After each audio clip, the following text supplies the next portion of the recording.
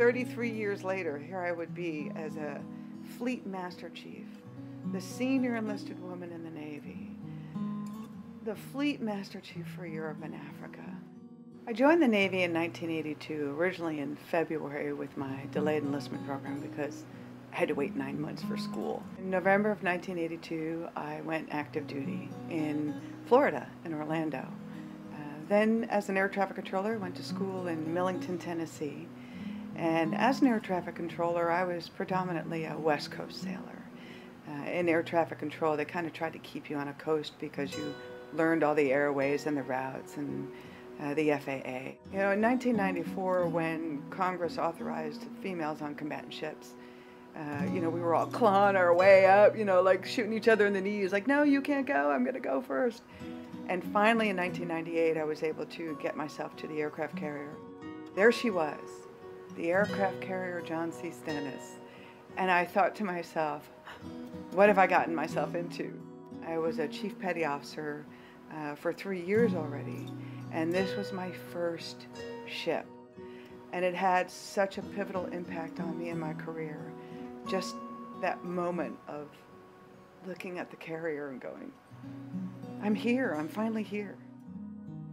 Navy highlights for me were the repeal of Don't Ask, Don't Tell in the military.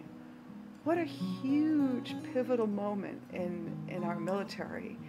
And to be here to watch it happen, to be a part of that transitional phase, just incredible. And I was very proud to be a part of that. Being able to walk into a room and someone saying, good morning, Chief, or down the passageway, or go to the exchange, or PSD, and just sailors saying, good morning, Chief, and how are you, Chief, and puffing up a little bit more, knowing that, wow, I've been trusted with this responsibility. There are so many things that in women's equality with the military that have occurred that have made me proud to be a part of that evolution. The first female aircraft carrier CMC, the first female VCNO, the first female Fleet Master Chief, the first female fill in the blank.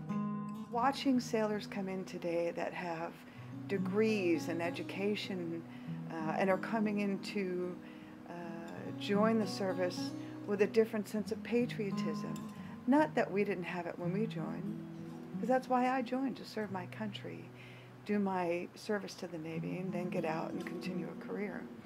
And we see where that ended up. You know, 33 years later, I'm still trying to decide what I want to do when I grow up.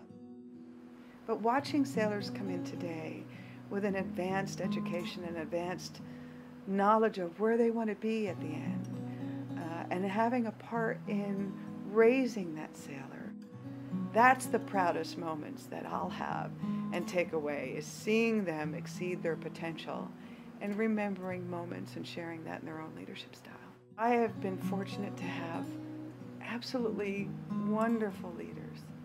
A couple of leaders that I didn't care for their style, certainly. But the first mentor and the first leader I would have to say was my mother, raising 7 children through the 50s and 60s and 70s. Wow, that took some leadership skill. And the first handful that come to mind, because there are so many, and I wouldn't want to leave anybody out. But Jane Twombly, AC2 Twombly at the time, she was my first official Navy sponsor.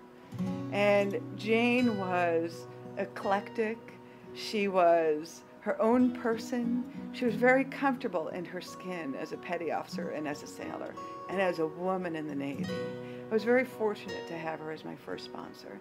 I learned a lot about air traffic control from her, and she had the guts and the chutzpah to actually fail me as an air traffic controller on a performance run and tell me straight up, there's a difference between being professional and being friends. You'll always be my friend, and that's why I failed you, because I'm not going to qualify you if you're not ready. Carol Kalinowski, she's actually coming up to be my guest speaker at my retirement. I met her when I was a young third class at Point Mugu, and then a second class, and then served with her again in Hawaii at FACSVAC Hawaii, where she was my leading chief. She was an amazing, do this for what's right. you don't owe anybody an explanation if you're doing it for the right reason. She had some great leadership style. She was a very influential person with a very strong force about her. When she walked into a room, you knew she was coming. You could hear her heels clicking on the floor, and you knew she was walking into that room, and everybody got a little taller, and everybody got a little prouder because they wanted her to see, we want you to know we're proud. We want you to know we've learned from you. That's the impact she had, and I'd always hoped that I could have that kind of impact. Tom Ulrich, another great leader, was a senior chief for me at Lemoore the year I made chief. He was very, very instrumental on my first year as a chief petty officer, which is the hardest. The last, one that I would mention right now as a leader would be my husband. As a leader in the fire department, as a leader in volunteer roles, I watched him go from being, a Navy wife's husband to a military spouse. When we talk about equality for women in the Navy, our spouses had to do that evolution as well. So my message to any sailor, regardless of gender, race, creed, color, sexual preference, it doesn't matter. What matters is who you are as a leader and who you are as a person. Don't wait for things to happen till you make them happen for you. You own this. This is your Navy, your career. Once a chief, always a chief. And that's going to be true for me in retirement as well. I'll be in San Diego, California, retired with my husband, and I hope to continue to support sailors. I'm not going to just go off into the sunset and fade away. I am going to put my anchor on my door, but I am going to hang up my hat.